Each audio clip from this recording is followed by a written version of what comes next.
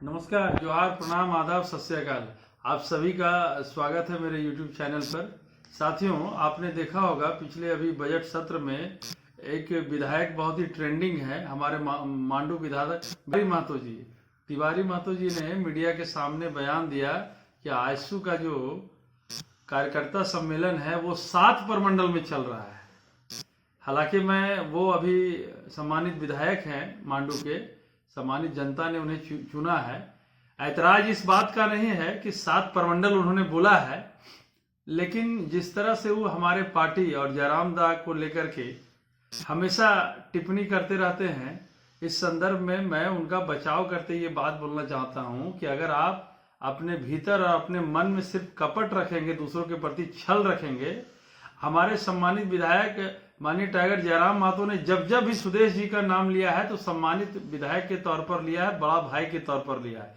लेकिन इन लोगों को एकदम से पच नहीं रहा है ये बात कि कोई भी व्यक्ति जब किसी के बारे में बोले तो इन लोग क्या बोलता है कि एक तो बहरूपिया आया है, तो एक तो चोर आया है, तो फलाना आया। अरे भाई, आपके सुदेश जी भी आंदोलन के उपज हैं और माननीय टाइगर जयराम महतो भी आंदोलन के उपज है। इस राज्य की जनता ने उनको चुन करके भेजा है और हम लोगों ने बड़े बड़े आंदोलन को झारखंड राज्य में देखा है। जब जब भी यहाँ पर आंदोलन हुआ है, उसी आंदोलन की माटी से शिबू सोरेन निकल करके आए, उसी आंदोलन की माटी से एक दिग्गज नेता, चाहे वो निर्मल महतो जी हो, चाहे और अन्य जितने भी नेता हो, चाहे खुद सुदेश महतो हो, चाहे खुद टाइगर जयराम महतो, ये झारखंड की माटी के आंदोलन के उपज हैं।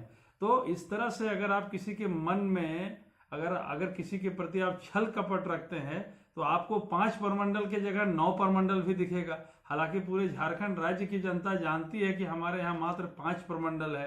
5 प्रमंडल में उत्तरी छोटा नागपुर, दक्षिणी छोटा नागपुर, कोंडाल प्रमंडल, पलामू प्रमंडल। तो इस तरह से हम लोग जितना भी 5 प्रमंडल, संथाल परगना एक प्रमंडल हुआ, तो इस तरह से 5 प्रमंडल हम लोगों का है। लेकिन माननीय मांडू विधायक ने 7 प्रमंडल हम लोग को पढ़ाया है। अभी तो हम लोग कोई किताब में नहीं पढ़े हैं। आप सबसे मेरा अनुरोध है कि झारखंड में 5 ही प्रमंडल है और हम लोग अगर बहुत ही, चूंकि हम लोग मेहनत को हम लोग हमेशा है सो हौसला अफजाई करते हैं। निर्मल महतो जी उर्फ तिवारी महतो जी मांडू के विधायक बने हैं, ये सभी लोगों का सम्मान है। क्यों? क्योंकि पिछली बार भी कुछ वोटों से हारे थे।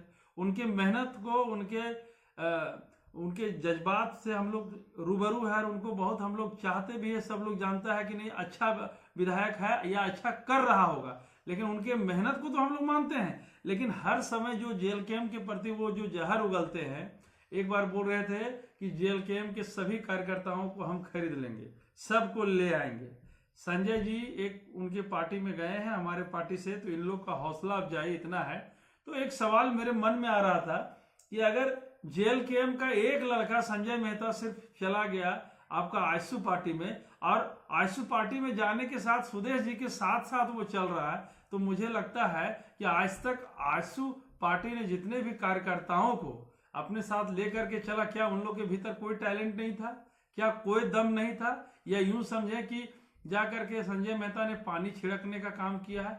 और अगर संजय मेहता जी ने सचमुच में आजसू को जिंदा करने का काम किया है, तो अत्यंत मैं खुशी के साथ ये आपको कहना चाहूंगा इस वीडियो के माध्यम से कि ये जेल कैंप के लिए बहुत ही प्राउड का बात है कि हमारे पार्टी में ऐसे लाखों कार्यकर्ता है और एक कार्यकर्ता के जाने से आजसू पार्टी अपने आप को पुनर्जीवित समझ रही है। तो ये हम लोगों को गौरवान्वित करने वाली बात है। रही बात तिवारी महतो जी के, वो उन्होंने ओवर कॉन्फिडेंस में 5 प्रमंडल को 7 प्रमंडल बनाया और बार बार हमारे पार्टी के केंद्रीय सुप्रीमो और केंद्रीय अध्यक्ष टाइगर जयराम महतो के बारे में जहर उगलते रहते हैं। अरे भाई, कोई माय के पेट से बन के आता है विधायक, और उन्होंने पिछले 4 साल में संघर्ष किया है। हो सकता है किसी की पार्टी में अनुभव की कमी हो। अभी हमारा पार्टी में सब बैचलर लोग हैं, सब 18 से 25 साल, 25 साल से 27 साल, 28 साल, 29 साल।